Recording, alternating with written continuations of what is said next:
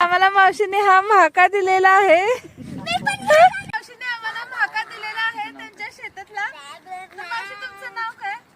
नकोशी Gajanan Khetal